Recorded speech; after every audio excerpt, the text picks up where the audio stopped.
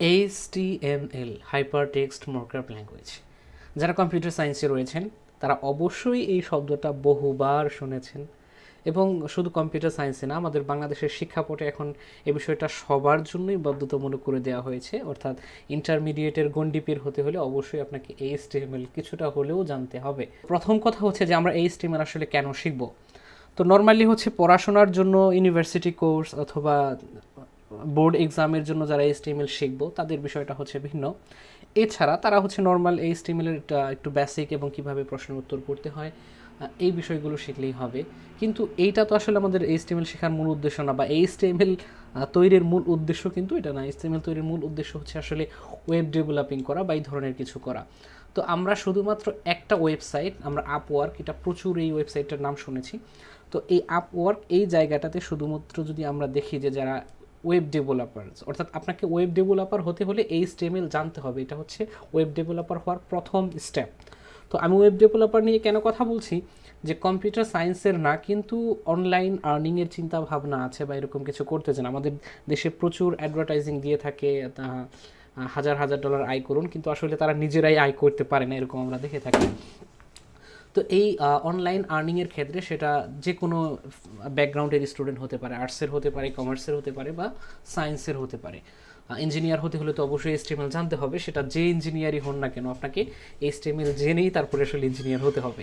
কিন্তু অন্য ফ্যাকাল্টি যারা, তারা যদি চিন্তা করেন যে ইউনিভার্সিটি পড়া অবস্থায় আসলে ফ্যামিলির কাছ থেকে খরচ নিয়ে চলা এটা খুব বেশি কষ্টকর, তখন আসলে নিজের ইনকামে চলা, ইউনিভার্সিটি লেভেলে ওঠার পর আসলে নিজের হাত খরচ বা নিজের যে এক্সপেন্সটা এটা নিজে আর্ন করে চলা, এটা যে একটা মানসিক প্রশান্তি আসলে যারা চলে তারা আসলে বুঝতে পারে।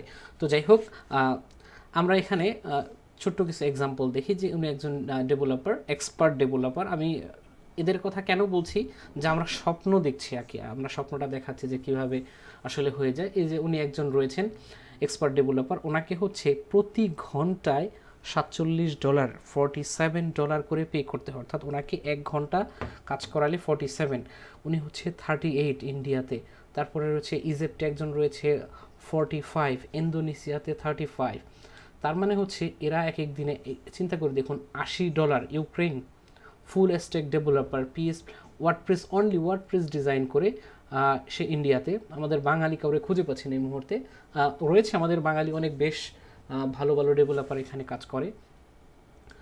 তো আমরা যদি এরকম আরও দেখতে থাকি যে প্রায় আমরা যদি চিন্তা করি যে $10 পার আওয়ার, যদি $5 পার আওয়ার 1 বছর পরে আপনি ইনকাম করতে পারেন, 1 বছর আপনি শিখবেন। আমাদের বাঙালিদের সবচেয়ে বড় সমস্যা হচ্ছে আমাদের ধৈর্য কম।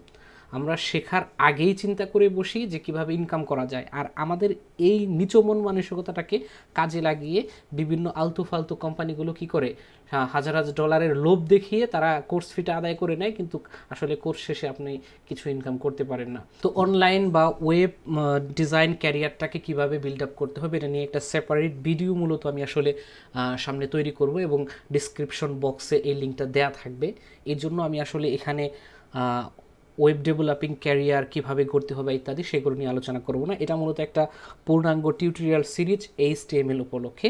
HTML শেখার জন্য আপনার কি প্রয়োজন হবে, সবচেয়ে গুরুত্বপূর্ণ বিষয় যে হচ্ছে HTML শেখার ক্ষেত্রে আপনার ইন্টারনেট লাগবে, এটা হচ্ছে মাস্ট। ইন্টারনেট ছাড়া অনেক কিছুই, শুধু HTML না, আপনি কম্পিউটার সায়েন্সের যা কিছু শিখতে চান আপনাকে নিয়মিত ইন্টারনেট কানেকশনে কানেক্টেড থাকতে হবে।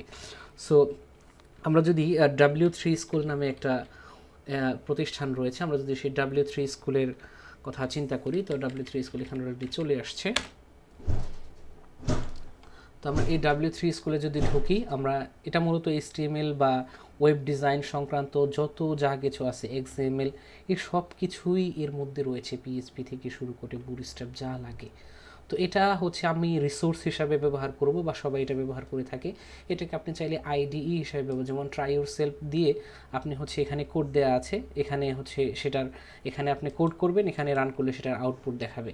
তো আপনি এই কোডটাকে এডিট করে চাইলে এখানে আউটপুট করতে পারবেন, অথবা আমি এটাকে যদি এখানে কেটে দিই যে HTML এর যে প্রত্যেকটা অংশ, অর্থাৎ HTML কিভাবে কালারিং করতে হয় বা কালারের এগুলো কিভাবে ভ্যালু দিতে হয়, তো এই বিষয়গুলো সব এখানে কালারের মান কিভাবে বসাতে হয়, অর্থাৎ HTML এর মূল রেফারেন্স বা যে কাঠামোটা ধরে আসলে আপনি HTML শিখবেন তার সব কিছু রেফারেন্স এখান থেকে আমরা ব্যবহার করব। তো এখন কথা হচ্ছে যে এই ওয়েবসাইটটা প্রত্যেকবার যখন শিখবো তখনই ইন্টারনেটে ঢুকে আসলে এই ওয়েবসাইটটা দেখতে হবে, এটা আসলে একটু কষ্টকর। এই জন্য আমি আপনাদের একটু সুবিধা করে দিয়েছি। সেটা কি করে দিয়েছি, আমরা যদি এটাকে কেটে দিই, আপনারা দেখতে পাচ্ছেন যে HTML W3 স্কুল নামে এখানে একটা জিপ ফাইল রয়েছে, আর এখানে হচ্ছে সেই জিপ ফাইলটাকে আনজিপ করা হয়েছে।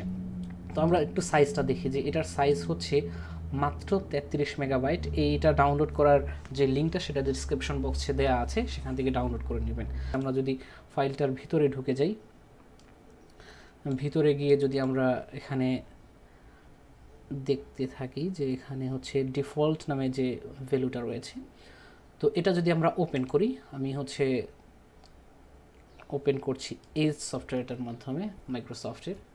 তো খেয়াল করুন এখন কিন্তু আমার এখানে ইন্টারনেট না, এটা হচ্ছে আমার কম্পিউটার থেকে ওপেন হয়েছে। অর্থাৎ আমি এখন যে কোনো অংশে যদি যেতে চাই এবং লোড করতেও সময় নিচ্ছে না। ইন্টারনেটে হলে তো আপনার ইন্টারনেট কানেকশনের উপর ডিপেন্ড করে লোড নেবে, কিন্তু এখানে হচ্ছে আপনি সাথে সাথে যেখানে ক্লিক করবেন সেখানেই রেফারেন্সগুলো পেয়ে যাবেন। আশা করছি এই বিষয়টা আপনাদের অনেক বেশি কাজে আসবে। তো এটা তো গেল রেফারেন্স। এরপর হচ্ছে HTML শেখার জন্য আপনার মাত্র দুইটা জিনিস লাগবে। একটা হচ্ছে ইনপুট দেওয়ার জন্য বা আপনার কোড লেখার জন্য একটা কোড এডিটর, আর সেটা আউটপুট দেখার জন্য একটা ব্রাউজার হতে পারে বা অন্য কিছু হতে পারে। তো আমরা এখানে যেহেতু মজিলার ফায়ারফক্সটা রয়েছে, আমরা মজিলার ফায়ারফক্সটাকে ব্রাউজার হিসাবে আমরা আউটপুট হিসাবে ব্যবহার করব। তো ইনপুট বা এডিটর হিসাবে আমরা নর্মালি একদম বিশ্ববিখ্যাত রয়েছে কোড নোটপ্যাড প্লাস প্লাস।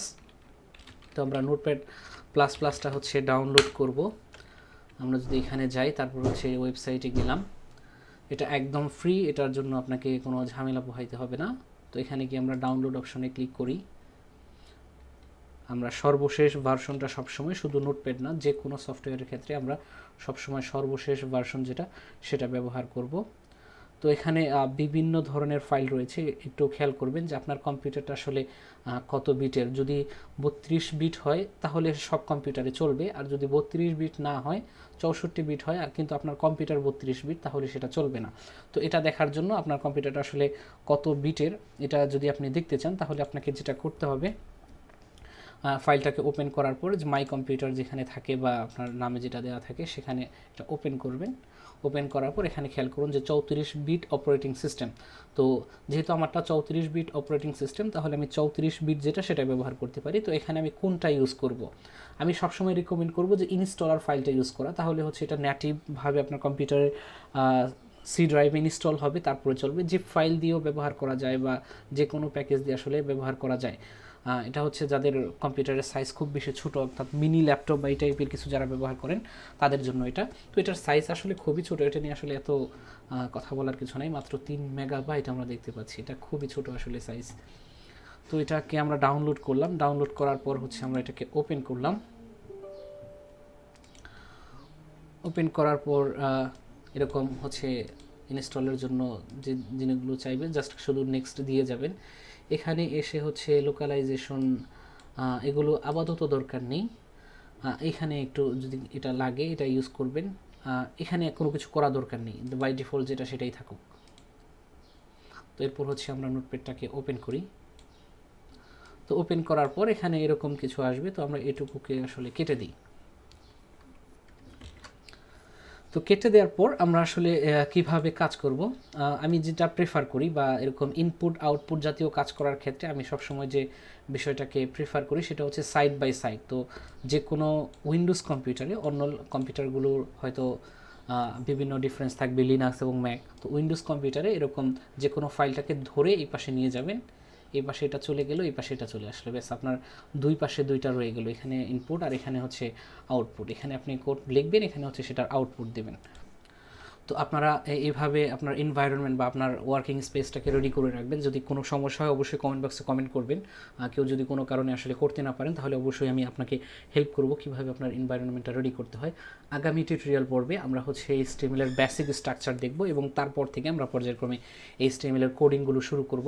আমি বলে রাখি HTML আসলে একটা প্রোগ্রামিং ল্যাঙ্গুয়েজ না, এটা হচ্ছে একটা ওয়েব স্ক্রিপ্ট ল্যাঙ্গুয়েজ, ঠিক আছে? HTML কোনো প্রোগ্রামিং ল্যাঙ্গুয়েজ না এবং এটা প্রোগ্রামিং ল্যাঙ্গুয়েজ থেকে অনেক বেশি সহজ। সো HTML খুব বেশি সহজ একটা ওয়েব ল্যাঙ্গুয়েজ, এটা শেখার জন্য আসলে খুব বেশি আপনাকে ব্যাক পোহাতে হবে না। তো আশা করি ভালো থাকবেন সবাই, আর নতুন যারা আছেন অবশ্যই সাবস্ক্রাইব করে রাখবেন।